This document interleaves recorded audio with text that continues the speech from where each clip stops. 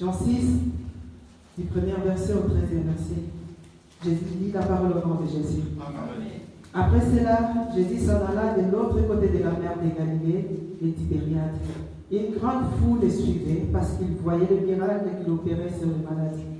Jésus montant sur la montagne, et là il s'assit avec ses disciples. Or la Pâque était proche, la fête des Juifs.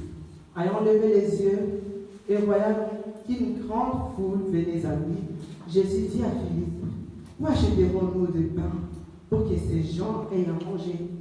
Il disait cela pour l'éprouver, car il savait ce qu'il allait faire. Philippe lui dit, le pain qu'on aura pour 200 deniers ne suffira pas pour que chacun en reçût un peu.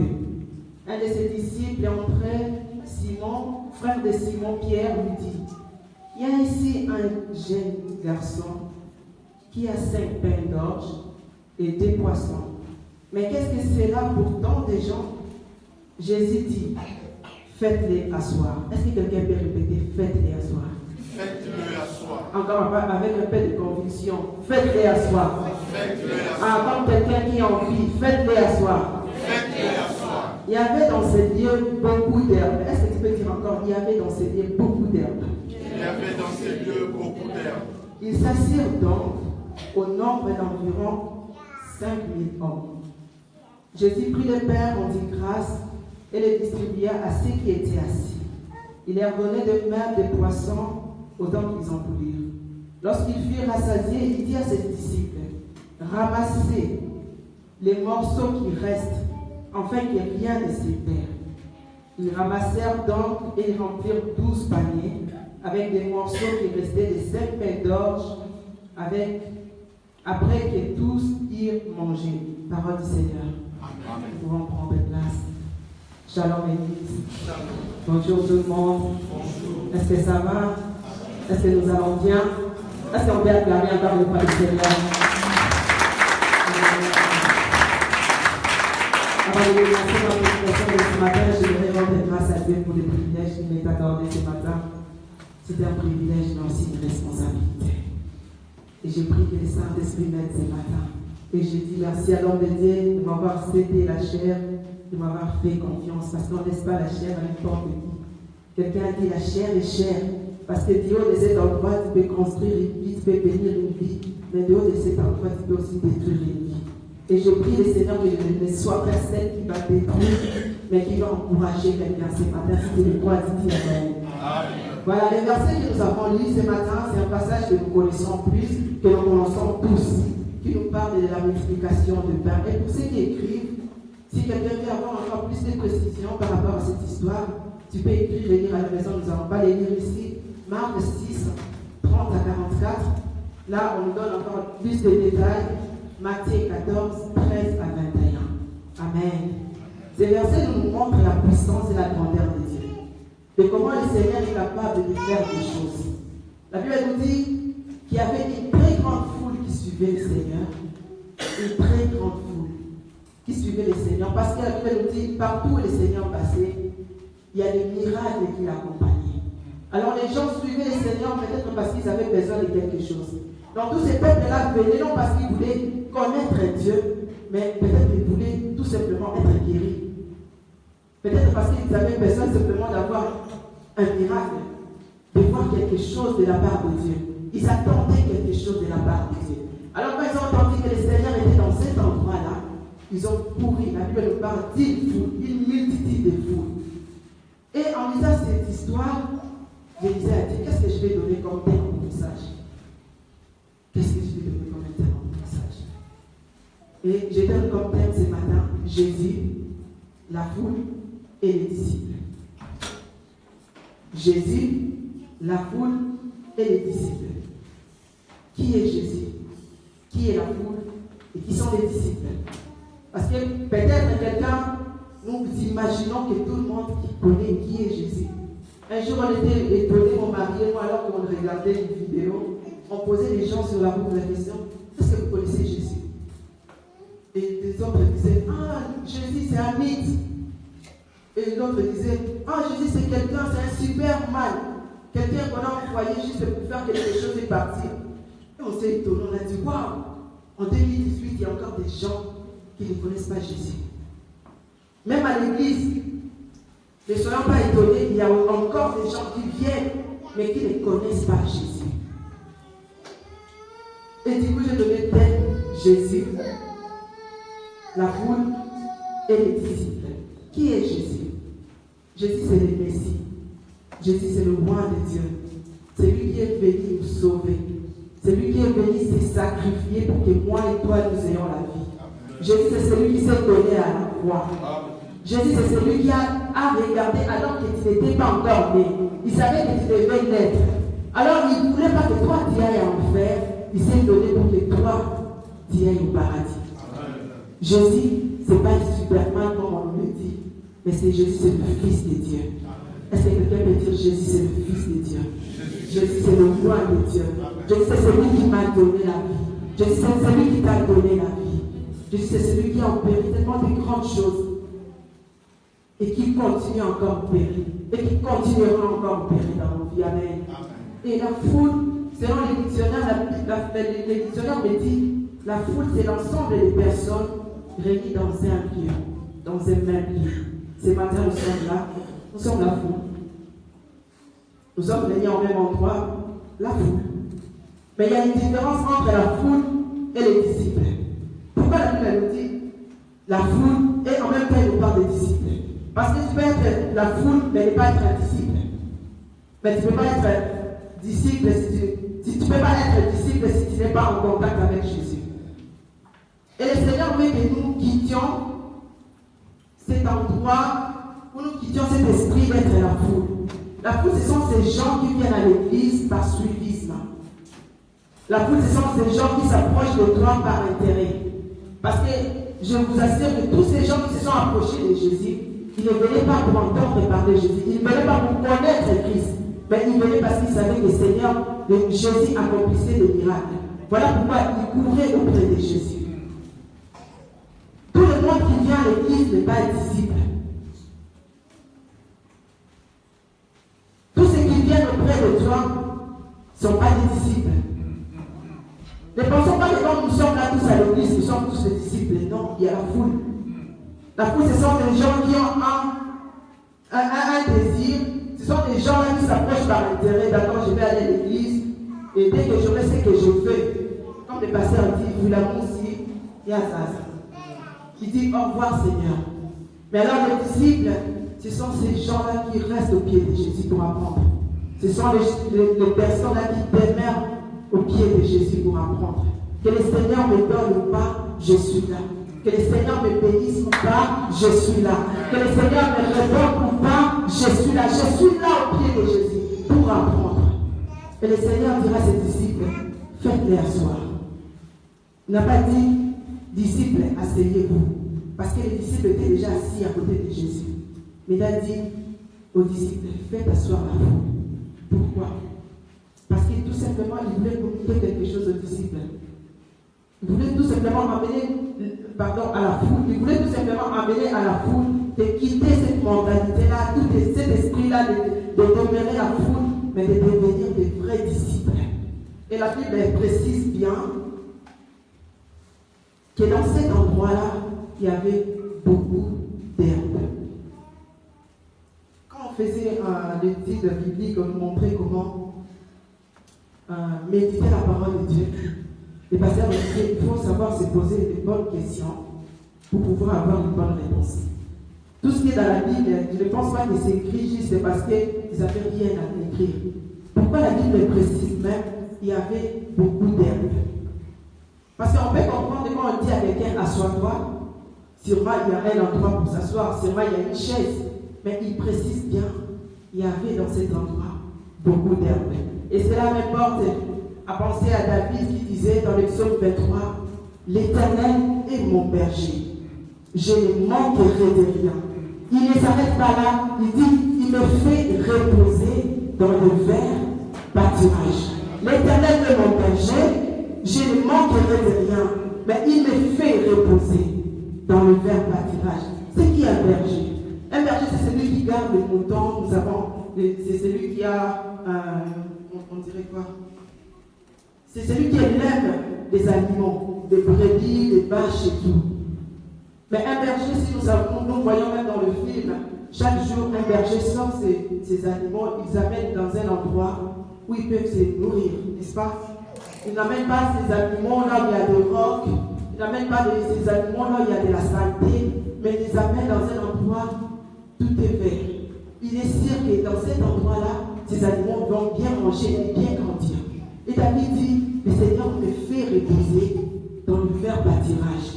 Et le psaume 100, le verset 3 nous dit, nous sommes les troupeaux de son pâturage. Nous sommes les troupeaux du pâturage de Dieu. Donc Dieu est notre berger et nous sommes ses troupeaux. Donc le Seigneur nous conduit dans un endroit non pour nous faire du mal, mais nous conduit dans un endroit où nous pouvons être bien nourris, dans un endroit où nous pouvons bien grandir. Mais pour que le Seigneur te conduise dans cet endroit-là, il faut que tu t'assoies à côté de lui. Il ne peut pas te conduire si tu es encore debout. Le Seigneur ne peut pas te conduire si tu restes un pied dedans, un pied dehors. Il faut que tu t'asseyes et que tu deviennes un disciple. C'est ça la volonté de Dieu. Le Seigneur ne veut pas que tu viennes à l'église juste pour rester fou. Mais il veut que tu viennes à l'église pour que tu deviennes un disciple. Et pour devenir un disciple, il faut être en contact avec la parole de Dieu. Amen. Tu ne peux pas devenir un disciple si tu ne connais pas la parole de Dieu. Tu ne peux pas devenir un disciple si tu ne maîtrises pas la parole de Dieu. Tu ne peux pas devenir un disciple si tu ne laisses pas la parole de Dieu t'enseigner. Parce que c'est la parole de Dieu qui nous montre la voie. C'est la parole de Dieu qui nous montre comment nous devons marcher. C'est la parole de Dieu qui nous enseigne. C'est la parole de Dieu qui fait tout pour nous. C'est la parole de Dieu. Est-ce que tu peux regarder ton voisin et dire, ne sois pas la foule, mais sois un disciple. Ne sois pas la foule, sois un disciple. Ah, dis-lui bien avec conviction, ne sois pas la foule, mais sois un disciple de Jésus. Un disciple, c'est quelqu'un qui connaît la parole de Dieu. Est-ce que nous connaissons la parole de Dieu? Nous venons à l'église, certains d'entre nous cherchent la Bible et que le dimanche matin, encore s'ils la trouvent, dès que tu sors ici la Bible, tu jettes. Alors que la Bible, la parole de Dieu, ce livre n'est pas seulement un livre, mais c'est la vie. La parole de Dieu, c'est la vie. La parole de Dieu nous communique la vie. La parole de Dieu nous donne la vie. Et c'est auprès de la parole que nous devons nous asseoir. Le Seigneur a dit, faites-les asseoir. Est-ce que tu es assis? Ou bien tu es debout? Pose la question pour frère. Est-ce que tu es assis ou bien tu es debout? Le Seigneur te dit, assois-toi. Quand le Seigneur une fois te dit, assois-toi, non simplement pour t'encourager. Il peut te dire aussi des choses qui vont te faire mal, mais qui vont te pousser à grandir. Il peut te dire des choses qui vont te choquer, mais demain, ça va te pousser à aller encore plus loin. Si je veux du bien à mon fils, à mes enfants, ce n'est pas tous les jours que je dis oui, c'est bien. Ah, il fait des bêtises, je lui dis oui, tu peux continuer comme ça. Non. Parce que je l'aime, il y a des moments où il fait des bêtises, je lui grande. Parce que je l'aime quand il se détourne et fait fausse rouge bâton, je lui pille. La parole de Dieu aussi fait ça en nous. Mais souvent nous aimons bien ce qui nous encourage là. Souvent nous aimons bien ce qui nous dit, ah, tu seras béni. Mais quand la parole de Dieu nous dit, arrête l'impudicité, là ça fait du mal. Mais tout simplement, il veut que tu arrêtes parce qu'il y a quelque chose de plus glorieux qui t'attend devant. Quand la parole de Dieu nous choque, ce n'est pas parce que le Seigneur ne nous aime pas, non, au contraire. Un exemple, je dirais même aujourd'hui en Europe, on va voir, il y a quand même une différence avec ces enfants qu'on garde trop. Vous savez, ces enfants à qui on dit oui à tout. Arrivé à un moment donné à 18 ans, parce que tu es tellement habitué à lui dire oui, à un moment donné, tu ne peux plus lui dire non. Parce que pourquoi? Parce que c'est toi-même qui es habitué ton enfant à dire oui à tout. Mais un parent qui aime vraiment son enfant, qui tient à la vie de son enfant, qui tient à l'éducation de son enfant, il peut dire aussi non. Des fois, même quand nous disons non, ça nous fait mal étant que parents. Mais nous savons également, je lui dis non, non pour lui blesser, mais pour que cet enfant apprenne quelque chose de la vie. Et la parole de Dieu est là pour ça.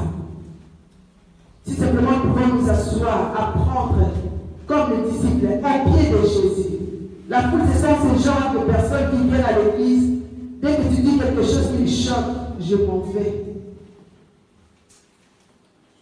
La foule, ce sont ces genres de personnes qui viennent à l'église, dès que tu dis quelque chose, peut-être que tu n'as pas bien compris. Il a parlé de moi. Moi, ça me choque souvent. Ah, il parle, dans cette église, il parle des gens. On doit pas parler des gens, on doit parler de Pierre.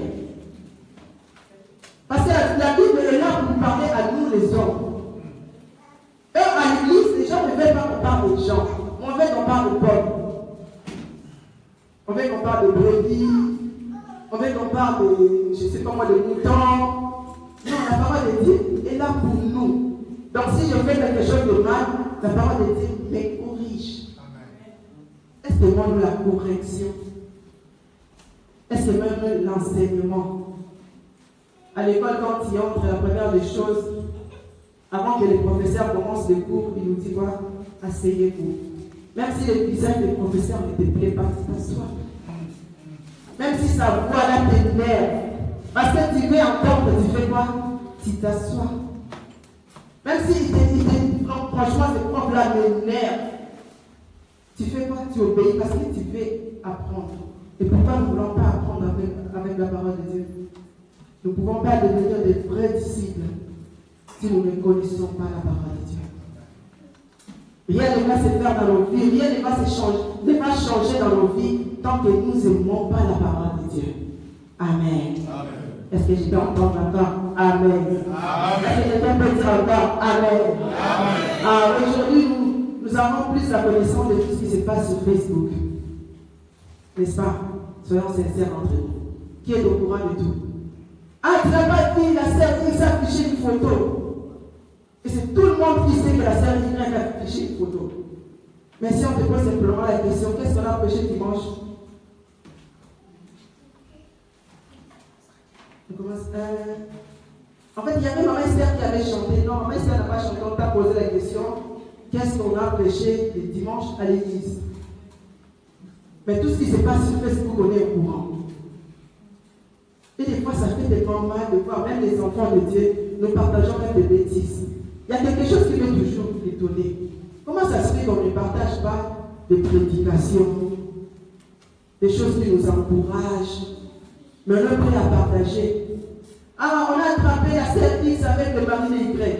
Qu'est-ce que ça va nous faire? Est-ce que cela nous édifie? Qui a été édifié parce qu'on a affiché quelqu'un là-bas, il est sorti avec la sœur X? Un jour, il y a quelqu'un qui m'a envoyé un SMS. On vous connaît. Et puis les gens vont mettre des titres bizarres là, ça attire ton attention. J'ai dit, oh, on nous connaît, je vais aller ouvrir pour voir quoi.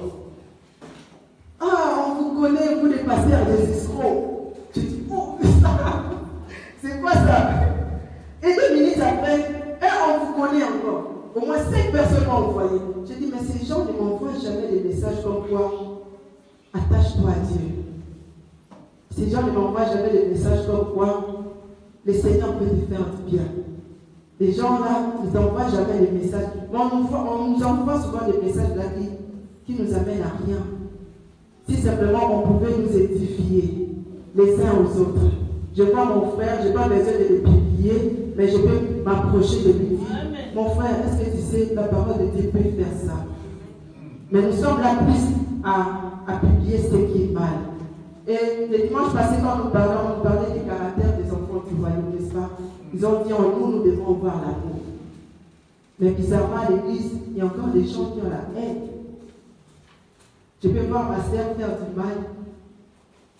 Je ne vais pas les dire quelque chose pour que la personne revienne dans l'ordre. Mais je vais plus publier pour que la personne se sente blessée. Si simplement nous pouvons avoir l'amour les uns, les autres, et l'amour aussi du Seigneur. Et nous ne pouvons pas avoir l'amour si nous n'avons pas Jésus. Et nous ne pouvons pas avoir l'amour si nous ne lisons pas la parole de Dieu. Parce que c'est cela qui nous change. C'est la parole de Dieu qui nous transforme. C'est la parole de Dieu qui nous fait du bien. C'est la parole de Dieu, c'est la parole de Dieu qui nous donne la vie. C'est la parole de Dieu qui nous façonne. C'est la parole de Dieu qui nous ramène dans le droit chemin. La Bible dit au commencement était la parole. La parole était avec Dieu. Et la parole était Dieu. La Bible n'est pas simplement un livre, mais la Bible c'est Dieu lui-même. Bizarrement, il y a quelqu'un qui a dit un livre le plus vendu, mais le moins lu. Dans chaque maison, nous trouverons une Bible, n'est-ce pas? Dans chaque famille, nous trouverons une Bible. Mais c'est rarement que nous ouvrions cette Bible. C'est rarement que nous ouvrons cette Bible. Le Seigneur a dit qu'il y aura une différence entre ceux qui me servent et ceux qui ne me servent pas. La foule ne sert pas le Seigneur parce que la foule vient par intérêt. Mais les disciples servent le Seigneur. Amen. La foule, il peut dire oui parce qu'il y a tout le monde. Mais derrière, il dit à quoi ça m'intéresse? Ce n'est pas mon affaire. L'église là, moi je viens simplement. Mais tout ce qui se passe là-dedans, ce n'est pas mon affaire. Mon affaire. La foule regarde que ses propres intérêts. Mais les disciples, c'est quelqu'un qui regarde et ses intérêts et les intérêts de Dieu. Je viens à l'église, non simplement pour recevoir de Dieu, mais je viens, je me pose aussi la question, qu'est-ce que je peux faire pour Dieu? Est-ce que tu t'es déjà posé la question là? Qu'est-ce que je peux faire pour Dieu? Pose la question à ton frère, tu t'es déjà posé la question, qu'est-ce que je peux faire pour Dieu? Les disciples, parmi eux, il y avait des gens qui ont tout quitté. Il y a quelqu'un qui a dit, Seigneur, nous avons tout quitté. Nous avons laissé nos maisons, nous avons laissé ceci, nous avons laissé cela, nous t'avons suivi. Nous avons tout quitté pour toi. Qu'est-ce que nous allons gagner? Ah, laisse-moi te dire, quand tu vois aussi l'intérêt de Dieu, le Seigneur t'amène encore plus loin que cela. Quand tu ne vois pas simplement tes propres intérêts, mais tu vois aussi l'intérêt de Dieu. Un enfant du royaume voit aussi l'intérêt de Dieu. Et le Seigneur veut que tu quittes à être la foule. Dis à ton voisin, quitte à être la foule. Ne sois pas la foule, mais deviens un disciple. Un disciple, je viens à l'église, je peux voir, dans cette endroit-là, il y a quelque chose qui ne va pas. Je n'ai pas besoin d'aller dire, il y a quelque chose qui ne va pas. Non, je le fais parce que je vois l'intérêt de Dieu.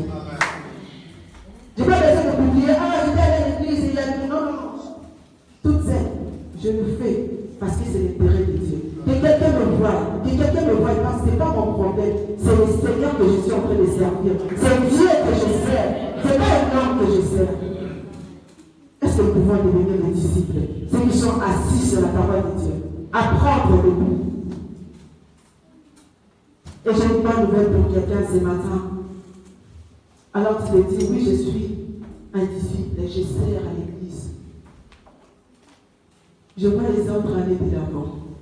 Je vois les autres se marier. Moi, chaque fois, je suis là pour protocole. Moi, chaque fois, je suis là, chante. Moi, chaque fois, je suis là, je vois les autres, je vois les autres. J'ai une bonne nouvelle pour toi. J'ai une bonne nouvelle pour toi, Jésus. J'ai une bonne nouvelle pour toi, Jésus. La Bible nous dit, le Seigneur demandait aux disciples, faites-les asseoir. Parce qu'il savait ce qu'il allait faire. Et on nous précise, il y avait 5000 hommes. 5000 hommes. Quand on parle de 5000 hommes, on ne compte pas les femmes, on ne compte pas les enfants. Donc imaginez là, il y a 5000 femmes, hommes, c'est qu'il y a au moins 7000, parce que les femmes, nous sommes toujours nombreuses, n'est-ce pas, dans un endroit. Et s'il y a 6000 femmes, c'est qu'il y a des enfants, il y en a encore double. Imaginez un peu dans chaque famille au moins 2 enfants ou un enfant. Donc s'il y a 5000 hommes, c'est qu'il y avait une très grande foule. Et le Seigneur demandait aux disciples, après avoir multiplié les pains, de donner. J'imagine Paul. Seigneur, moi aussi je ne peux pas dire. Mange d'abord, après quoi donner aux autres. Mais le Seigneur a demandé aux disciples de donner. À plus de 10 000 personnes, je dirais. Pas chose facile, n'est-ce pas? Tout à l'heure, on nous a parlé de Rebecca. Donner quoi? Combien de litres d'eau? 1000 litres. Pour 10 chameaux. Et là, on avait plus de 5000 personnes. Et je vous précise, il y avait que 12 disciples. 12. Combien de temps? Combien de temps a fallu aux disciples pour donner à manger à tous ces gens? Donc tout est chacun, et les papas, et la maman, et les enfants, et les cousines, et les nièces, tout le monde, la Bible dit, ils ont eu à manger. Tout le monde. Mais les disciples aussi, arrivés à certaines personnes, ils pouvaient dire, mais Seigneur, moi je suis fatigué. Ah, moi j'arrête, hein. Mais ils ont continué jusqu'à ce que tout le monde aille à manger. Tout le monde. Ah, mais la bonne nouvelle, c'est quoi? Alors qu'ils servaient le Seigneur, ils le faisaient avec amour. Parce que tu ne peux pas servir le Seigneur si tu ne le fais pas avec amour. Tu ne peux pas servir le Seigneur si en fond de toi tu murmures. Tu feras quelque chose comme si on te poussait. Mais les disciples ont servi 10 000 personnes. Mais c'est que j'aime, la Bible me dit, à la fin, le Seigneur dira, ramasser. Seigneur, on a déjà servi. Et tu nous demandes encore de ramasser. Des fois, le Seigneur nous demande de faire des efforts alors que nous avons déjà fait des efforts. Il nous dit encore, fais encore alors qu'il est déjà fourni. Mais Seigneur, je suis déjà fatigué. On a déjà servi, on a déjà donné à manger. Et il dit encore, ramasser. Plus de faire encore. Ramasser. Et la Bible nous dit à la fin, les disciples ont ramassé 12 paniers. Il y avait combien de disciples? Ils ont ramassé combien de paniers? Il y avait combien de disciples? Ils ont ramassé combien de paniers? Donc cela veut dire que chaque disciple a reçu pas un pain, pas deux pains, mais tout un panier. On tient fournir les efforts.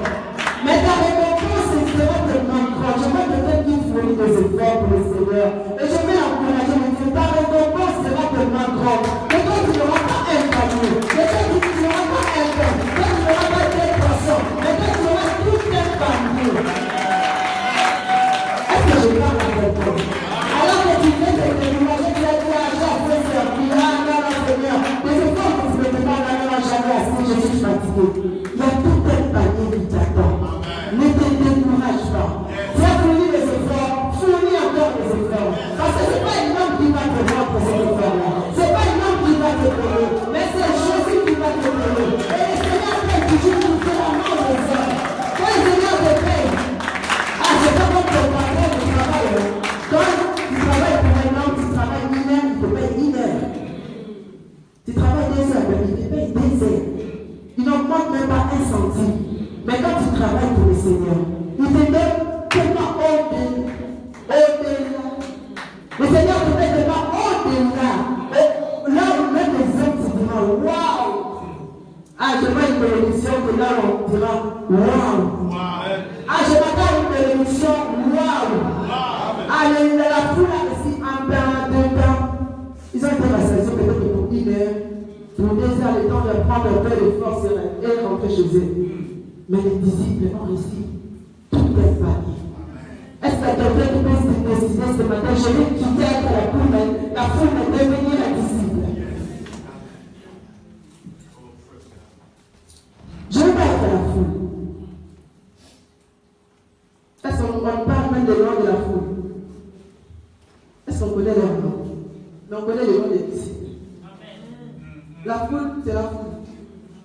J'ai été donné dans la Bible de dire un jour, on parle de Marie, mère de Jésus, Marie, mère de Salomé, c'est ça? Et on dit, et les autres?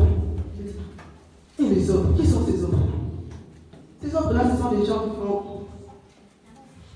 qui font rien. Tu ne peux pas t'attendre à une bénédiction waouh si tu ne fais rien pour le Seigneur. Tu ne peux pas t'attendre à une bénédiction waouh si tu ne fournis pas des efforts pour le Seigneur.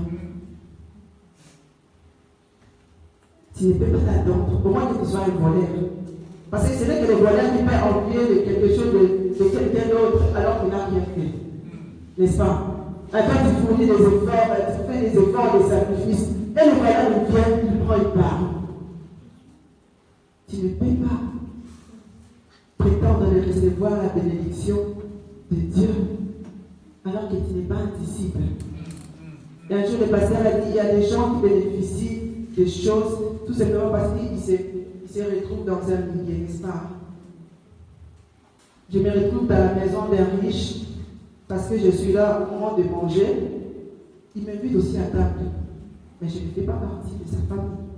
Donc j'ai droit à la table, mais je n'ai pas droit à son compte bancaire. Je ne suis pas son enfant, je ne suis pas sa femme. Et je ne peux pas espérer avoir plus que cela. Je ne peux pas demander quelque chose qui ne me revient pas. Comment tu veux recevoir quelque chose de Jésus alors que tu n'es pas disciple? Comment peux-tu espérer recevoir de Jésus alors que tu ne l'appartiens pas?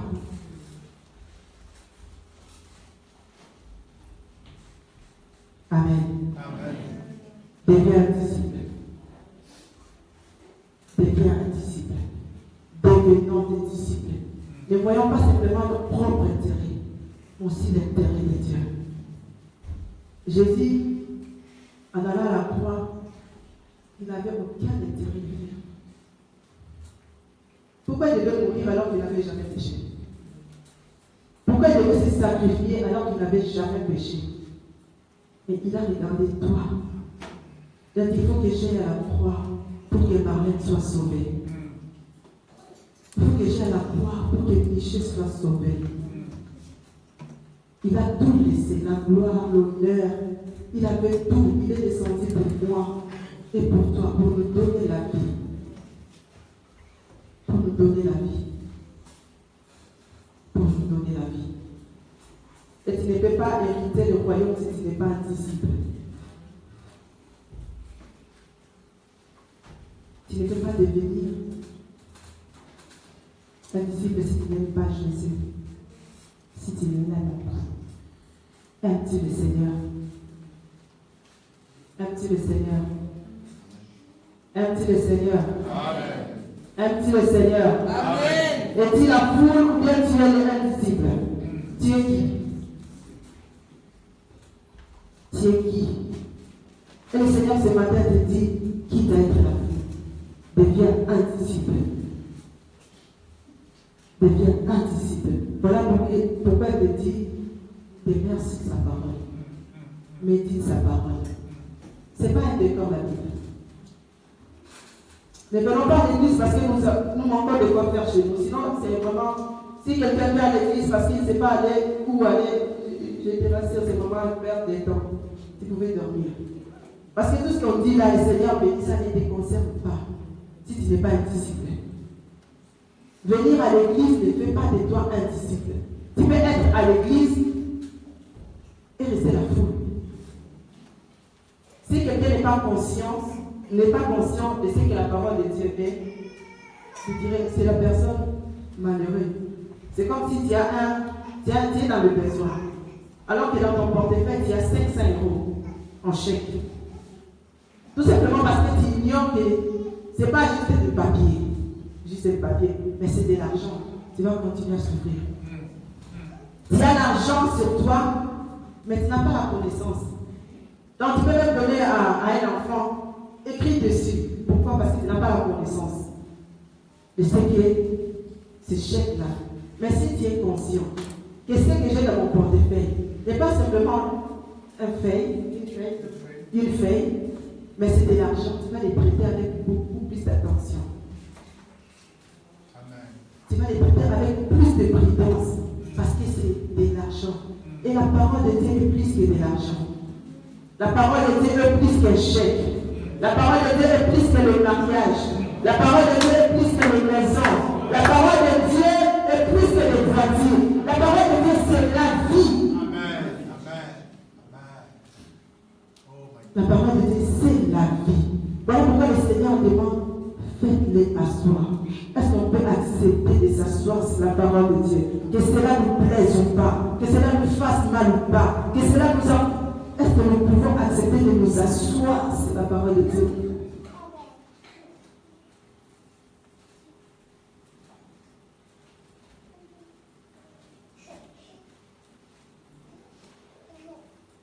Tu ne peux pas espérer recevoir quelque chose de Jésus si tu ne fais pas partie de ses enfants. Tu vas bénéficier des miettes parce que tu te retrouves au milieu des disciples comme la foule. Ils ont eu 1, 2 pains, 3 pains. Mais après, plus loin, on verra encore, c'est la même foule qui va encore suivre Jésus. Donc, et ils viennent que quand il y a des besoins. Donc, et ils viennent que simplement quand il y a un intérêt. Ce sont des mercenaires. Donc là, il n'y a pas d'intérêt. Je ne viens pas, pourquoi je dois y aller? Je m'attache à quelqu'un non parce que je l'aime, mais tout simplement parce que je vais avoir quelque chose qu'il a. La foule. Qui es-tu? Qui es-tu? La foule ou un disciple?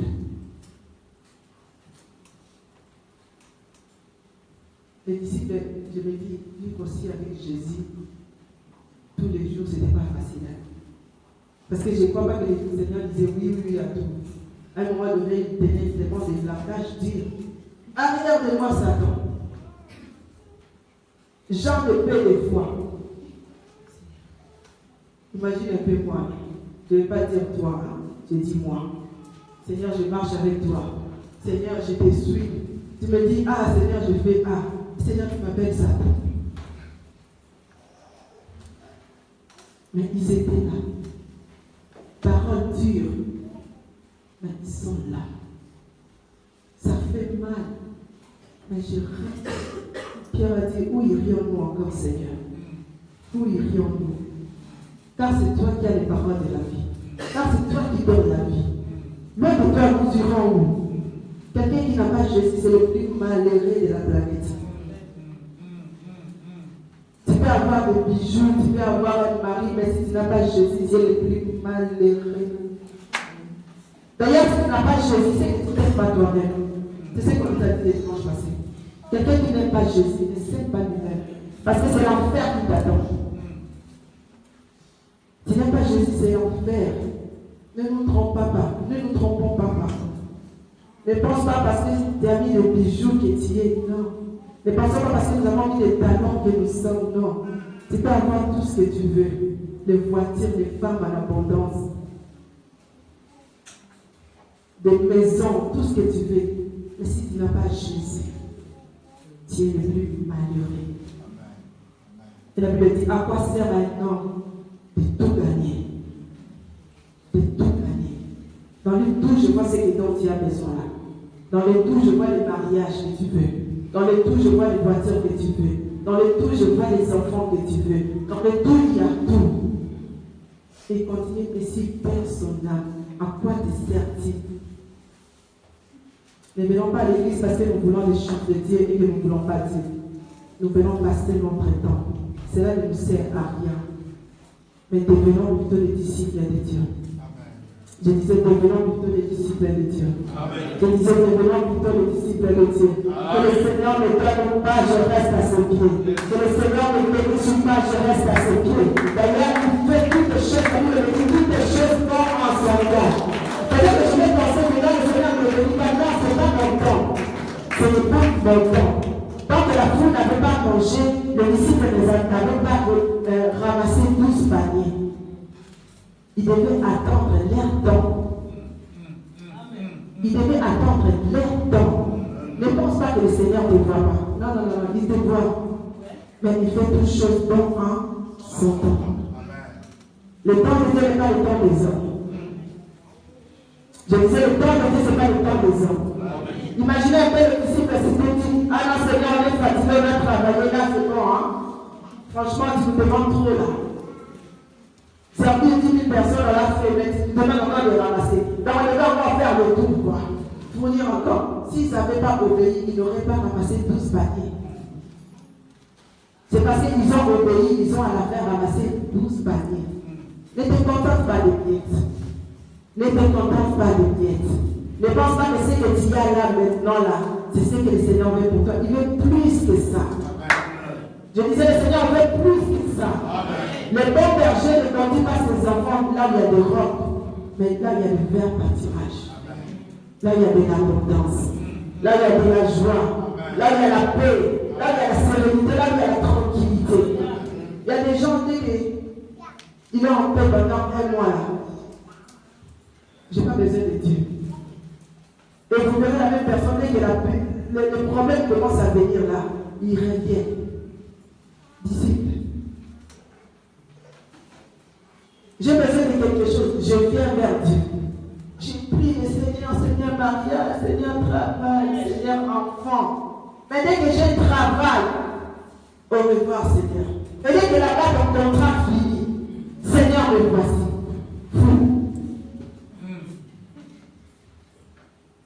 Je vais à Marie, oh Seigneur, vraiment tu as dit, il n'est pas bon que l'homme on soit saint. Là, on connaît les versets. Ah, pour demander, nous sommes vraiment les Sopeka. Sopelama, Pesama, Kabelama. Ah, je vais interpréter. Achète pour moi, donne-moi, fais pour moi. Et dès que c'est fini, pourquoi je dois venir? La foule. Pourquoi tu viens à l'église? Est-ce que tu peux venir à l'église même si la parole de Dieu te blesse?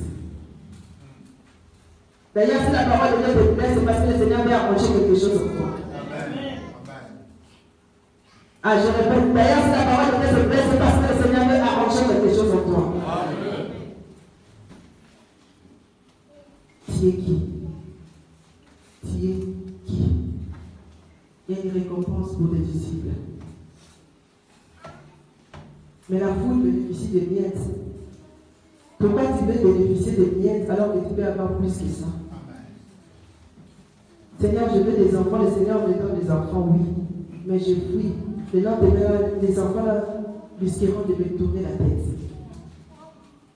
Seigneur, je veux le mariage. Oui, le Seigneur te donne le mariage, mais tu fuis. Dans une année, on entendra parler de vous. Pas en bien. Parce que dans ce mariage-là, s'il n'y a pas Jésus. Parce que si ces enfants-là ne connaissent pas Jésus. Parce que dans ce travail-là, si Jésus n'a pas sa part, ça te sert à quoi? Ça te sert à quoi? Et ce matin, je vais interpeller quelqu'un. Qui es-tu? Qui es-tu? La foule ou bien un disciple? Pose-toi la question à l'intérieur de toi. Ça fait 10 ans que je viens à l'église. Ça fait 5 ans que je viens à l'église. Ça fait 2 ans que je viens à l'église. Mais quelle est ton identité? Quelle est ton identité?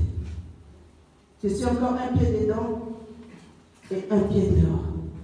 Ni chaud, ni froid. On ne sait pas te qualifier. On ne sait pas si tu es un frère. On ne sait pas si tu es une sœur. On ne sait pas si tu es païen. On ne sait pas si tu es chrétien. Quelle est ton identité? Le Seigneur dit, si tu n'es ni chaud, ni froid, je te vomirai. Tu es qui? Un disciple, les disciples ont leur langage. On nous a parlé de ce langage des disciples. Ils disent, le pasteur nous a dit, dans le royaume de Dieu, il y a l'amour. N'est-ce pas? Les langages des enfants de Dieu, c'est l'amour. Est-ce que aimes-tu ton prochain? Les disciples ont leur façon de s'habiller. N'est-ce pas? N'est-ce pas? Là, je n'entends pas les amens. Les disciples ont aussi leur façon de s'habiller, n'est-ce pas? Ah, maintenant qu'il fait chaud, là, on va voir les vrais disciples. Ah, l'été est venu. Ah, là, on va voir comment le vrai disciple, là, je parle au cerf. Les disciples ont leur façon de s'habiller. Je ne m'habille pas n'importe quoi parce que mon corps, c'est le temple du Saint-Esprit. Je ne mets pas n'importe quoi sur moi parce que mon corps, c'est le temple du Saint-Esprit. Je vais voir une sœur parce que c'est l'été, presque à moitié nuit. Et il nous fait la photo là. Comment vous me trouvez? Il y a un pasteur, il y a un commentaire que j'ai vu sur Facebook, il y a une sœur qui a fait sa photo là. Et vous savez déjà les photos là. Parce que quand tu es bien habillé, tout serré, tout bien mis en place là. Il y a des gens qui ne commencent pas. Mais quand c'est des photos déjà, là tu vas voir, waouh, des likes. Et il y a la sœur qui fait la photo, qui poste. Comment vous me trouvez? Je ne sais pas si dire malheureusement pour elle ou heureusement pour elle. Et son pasteur a vu la photo. Il a commenté parce que la sœur a dit commenter. Il y a souvent des frères là. C'est vraiment bien, elle dit gloire à Dieu. C'est la grâce. Et son pasteur tombe sur la photo. Il dit enlève-nous ces saletés, c'est dégueulasse. C'est sale, enlève-nous tout ça. Elle écrit, mais pasteur, pourquoi tu dis ça? Elle a dit, tu nous as dit de commenter. Tu nous as dit de dire comment vous me trouvez. Donc moi, ton père, parce que je t'aime, je te dis que c'est sale. Aidez les disciples, comment on va s'habiller? Ah, ce matin, j'aimerais que un disciple rentrant chez lui fasse le tri. Est-ce que tu peux qu'il y a une celle-ci à côté de toi? Fais le tri, fais le tri. Enlève les affaires qui n'appartiennent pas aux disciples. Fais le tri. Nous voulons pas voir des sœurs, des frères à moitié du vêtements. Les disciples ont leur façon de s'habiller. Les disciples ont leur langage. Les disciples font des choses différemment des gens. Non, on ne comprend pas, on ne sait pas qui. On ne sait pas qui. Je vous donner un témoignage un jour. Il y a même des habits quand on est, même nos enfants ont honte de nous. Mais tout simplement parce qu'ils nous respectent, des fois ils n'arrivent pas à nous dire non, maman, tu me fais honte. Un jour, je suis allée chercher mes enfants à l'école. J'étais en trading. Est-ce que mettre trading c'est mauvais? Non, répondez-moi, est-ce que mettre trading c'est mauvais? J'arrive là, je dis, ben, je vais les faire plaisir, je suis venue les chercher, j'attendais là qu'ils sortaient. Et les gens, ils m'ont vu, ils étaient tout contents. Ah, maman! Alors qu'ils s'approchaient de moi, ils venaient tout en courant là, je vois les enfants venir tout doucement. Et il y a l'aîné qui me dit, pourquoi tu t'es habillé comme ça? Je me suis regardée. Tu ne peux pas mettre quelque chose d'autre. Je dis, ah, quand il y a des habits même, quand nous mettons même nos enfants en honte. Et si des enfants ont honte, et Jésus alors? Il y a le pasteur Marcelo qui a dit, si j'étais misère, je me pose la question, mais si Jésus était misère, est-ce qu'il pourrait mettre ça? Là, c'était les sœurs et les frères. Nos frères. Fashion. L'été, là. Nous voulons voir cette année des habits des disciples. Amen. Sortons dans le placard des habits des disciples. Qui est-il? Qui est-il? Cette prédication n'est pas là simplement pour te faire rire. C'est aussi une interpellation. Tu es la foule ou bien tu es un disciple? Si tu es la foule, le Seigneur te demande ce matin, ne reste pas la foule. Deviens un disciple. Un disciple se comporte comme son maître. Un disciple voit aussi l'intérêt de son maître. Un disciple fait ce que son maître lui demande. Un disciple est différemment de tous les autres. Un disciple n'a pas le langage de tous les autres. Un disciple ne fait pas des choses comme tous les autres. Un disciple est comme son maître. Et Luc 6, 40 nous dit, tout disciple accompli sera comme son maître. Es-tu comme ton maître? Es-tu comme ton maître? Pose-toi la question. Es-tu comme ton maître? Est-ce que si le Seigneur te voit, te regarde, il peut se dire, oui, ça c'est mon fils, oui, ça c'est ma fille. Est-ce qu'alors que le Seigneur te voit, il peut se taper la poitrine et dire, oui, ça c'est vraiment mon enfant.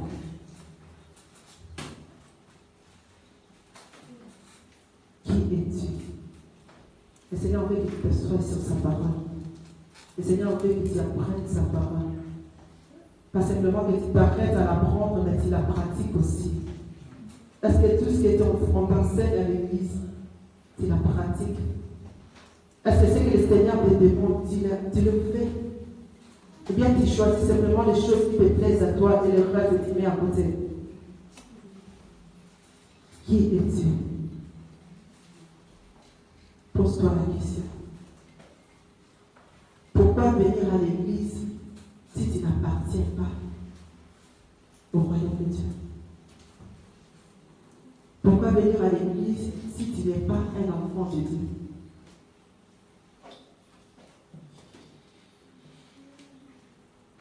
Pourquoi rester pendant 10, 5, 15 ans à l'église alors que l'intérêt de Dieu ne te regarde même pas? Pourquoi? Ce matin, quitte à être la foule, deviens un disciple. Deviens un disciple. Deviens un disciple. Deviens un disciple. Deviens un disciple. Deviens un disciple. Deviens un disciple. Deviens un disciple. Un disciple, quand il rencontre le Seigneur, il y a quelque chose qui se passe. Tu ne peux pas rencontrer le Seigneur et rester la même personne. Non, tu ne peux pas rencontrer Jésus et demeurer la même personne. La femme samaritaine qui était une prostituée, quand elle a rencontré le Seigneur, quelque chose s'est passé. Saul était un meurtrier, mais quand il a rencontré le Seigneur, quelque chose s'est passé. Qu'est-ce qui s'est passé en toi? Qu'est-ce qui a changé en toi? Qu'est-ce qui a changé en toi?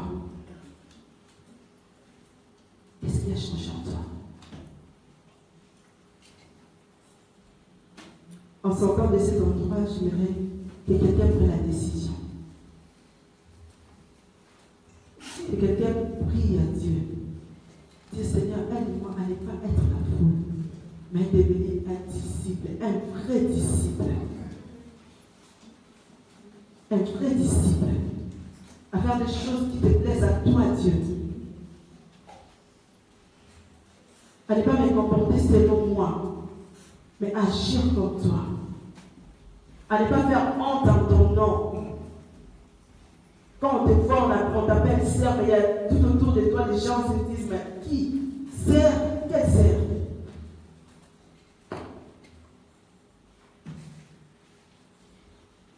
Deviens un disciple.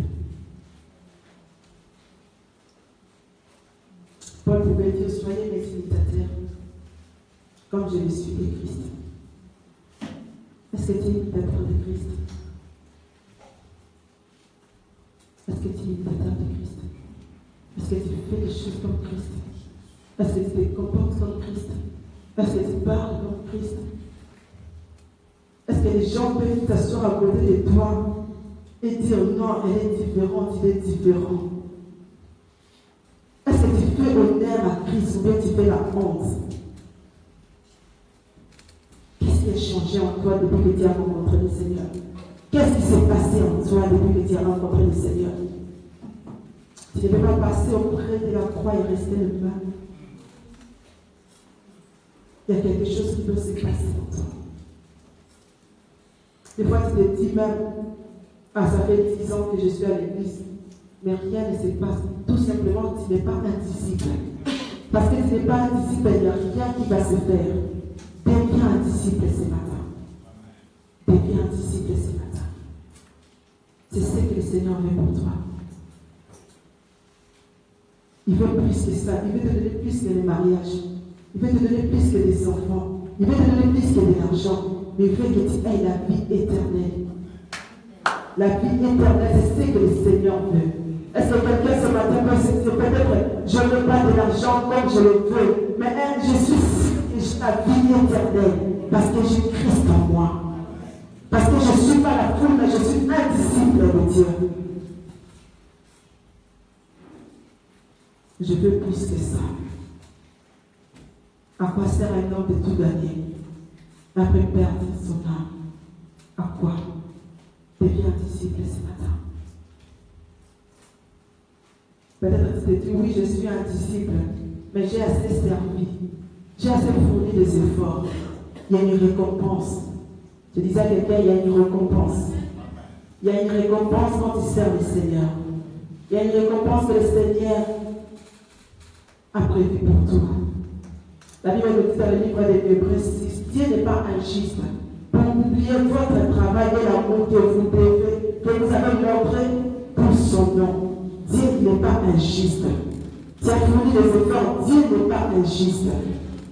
Il te voit, il voit tes efforts. Dieu ne fait pas de favoritisme, Romains 2 nous dit. Il ne bénit pas l'autre plus que toi parce que l'autre, tu ne peux pas t'attendre une bénédiction alors que tu n'as rien fourni. Dieu ne fait pas de favoritisme. Mais ce n'est pas ton visage qui va faire assez que Dieu te bénisse plus que l'autre alors que tu n'as rien fait. L'ouvrier mérite son salaire. Tu es en train de servir le Seigneur, tu as assez fourni des efforts. Je vais t'encourager ce matin, continue encore. Continue encore, ne te lâche pas faire du bien. Continue encore, tu as été déçu. Continue encore à faire du bien. Les gens t'ont jeté de la pierre. Continue encore à faire du bien. Parce que ton Dieu te voit. Ton Dieu te voit. Ton Dieu te voit. Est-ce que quelqu'un peut se poser la question? Qui suis-je? Qui suis-je? Si tu te dis, je ne suis pas complètement un disciple, ce matin tu peux prier. Tu peux demander à Dieu, Seigneur, aide-moi à devenir un disciple. Laisse-moi te dire merci.